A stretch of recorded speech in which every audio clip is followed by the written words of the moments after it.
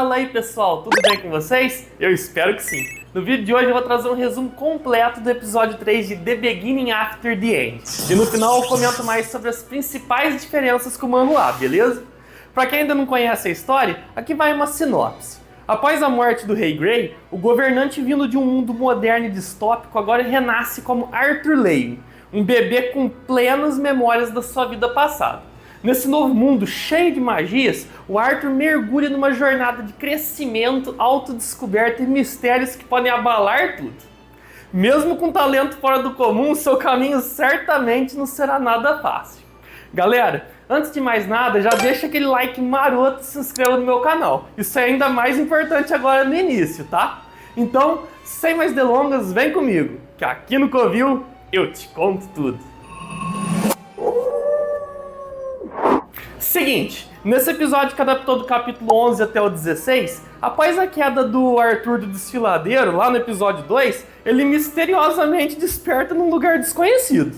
O seu corpo estava praticamente intacto. Enquanto ele ainda estava ali atordoado, o chão de repente começa a trepidar e ele escuta uma voz grave o chamar. Bom dia, Arthur! Foi nessa hora então que o protagonista se depara com uma criatura gigante com cicatrizes no peito e um aspecto aterrorizante. O Arthur, que se levanta imediatamente, ele não sabia onde estava e nem o que seria aquilo, mas a sua primeira reação foi atacá-lo. Nem preciso dizer que ele não tinha a menor chance, certo? A criatura simplesmente foi lá e deu um peteleco nele que o arremessou para longe. Em suas palavras, o Arthur ainda era muito tolo, afinal ela estava do seu lado.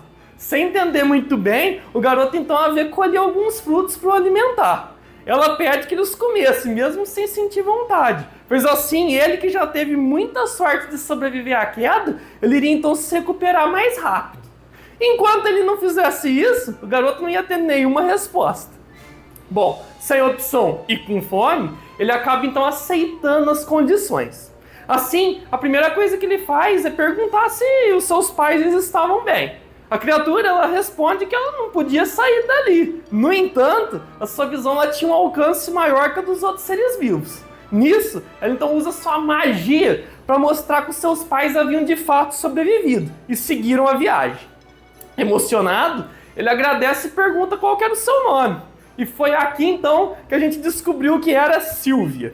Conforme o tempo então foi passando, o Arthur ele logo se recupera dos seus ferimentos. Entretanto, ele não tinha como voltar, pois segundo a Sylvia, abrir um portal era uma tarefa delicadíssima que demandava muito tempo.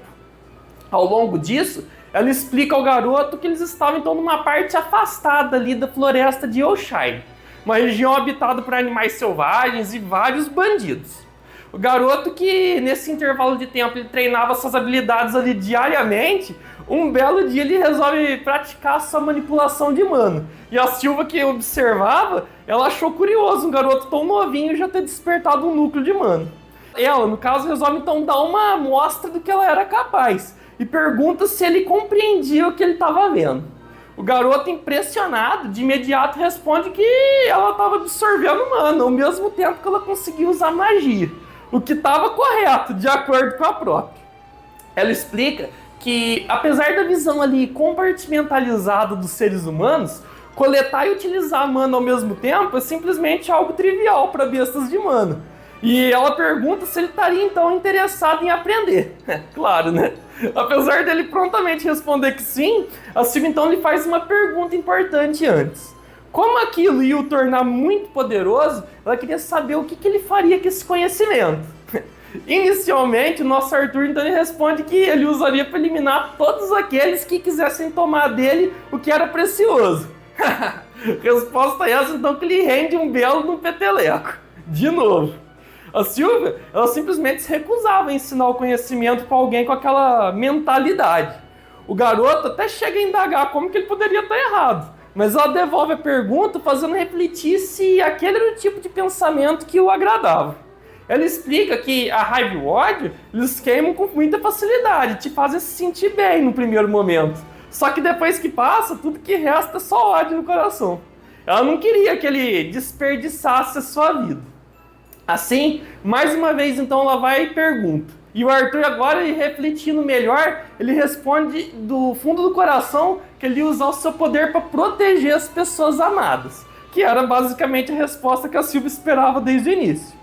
A partir de então, ela começa a treiná-lo, e não demora muito para que o garoto conseguisse assimilar o conteúdo que ela estava ensinando.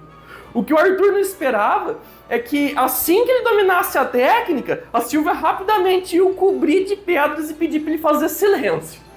A caverna onde eles estavam tinha acabado de ser invadida por uma criatura muito parecida com a Sylvia. Só que dessa, digamos assim, mais hostil. O invasor, ao encontrar então a Sylvia, ele anuncia que seu objetivo era levá-la consigo. Mas como ela se recusa, claro, a criatura se vê obrigada a usar da força e lança um forte ataque que acaba atingindo. Mesmo ferida, a Sylvia então ela usa o seu poder para se transformar, assumindo agora a forma de um dragão branco que prontamente devolve um ataque colossal sobre o inimigo, ainda que isso lhe custasse a sua longevidade. O oponente, por sua vez, ele não só resiste, como também ele lança vários ataques seguidos, como forma de retaliação. Os danos à estrutura da caverna eles foram tantos que a Sylvia até vira a cabeça assim para trás para checar a segurança do Arthur. Nesse momento, vendo que o oponente então, ele se preparava para lançar mais um poderoso ataque, a Sylvia, como último recurso, só tem que paralisar o tempo. E assim ela libera o Arthur de esconderijo. Ao questionar o garoto se agora ela tinha mais cara ali de Sylvia, né?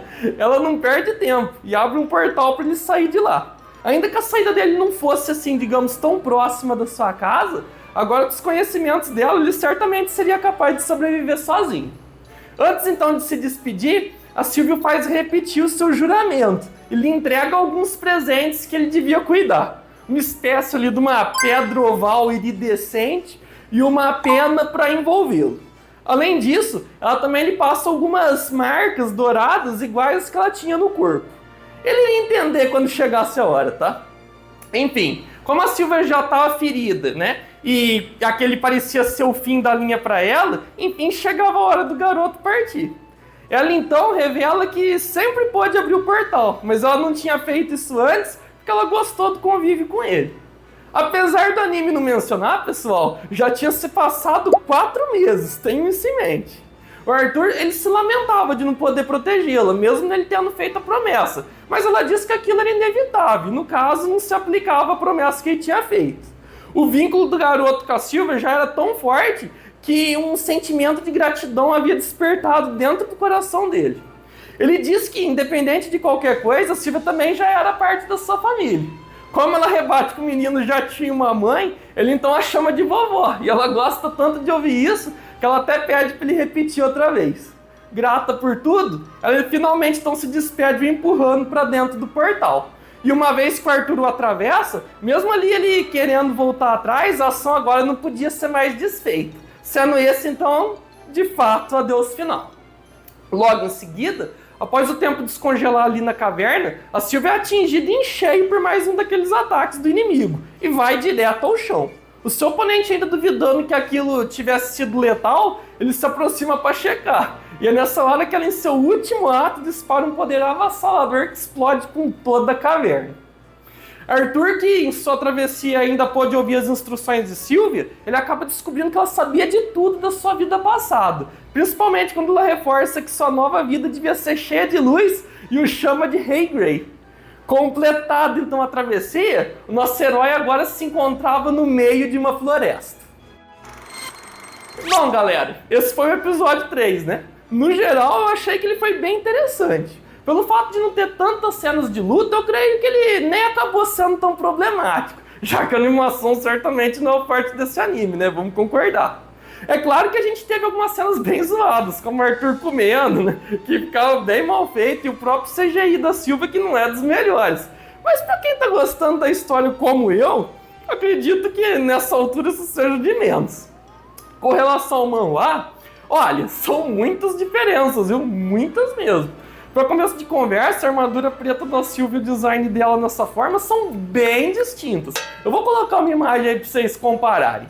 Eu, por sinal, achei muito melhor o design dela no anime. Eu não sei vocês. Fora isso, a forma como ele encontra a Sylvia também foi completamente modificada, bem mais simplificado. No original, eles gastam o capítulo 12 inteiro só para Arthur chegar até o seu esconderijo. E no caso, ele foi sendo ali guiado pela voz dela até encontrar o lugar certo. Outra coisa diferente foi quando também ele cai do desfiladeiro. No anime parece que ele nem tava assim tão mal, mas no Banwell ele tava bem mais acabadinho e cheio de dores. Tem até uma cena ali que seria dele passando mal ao ver o estado do mago que ele levou junto naquela.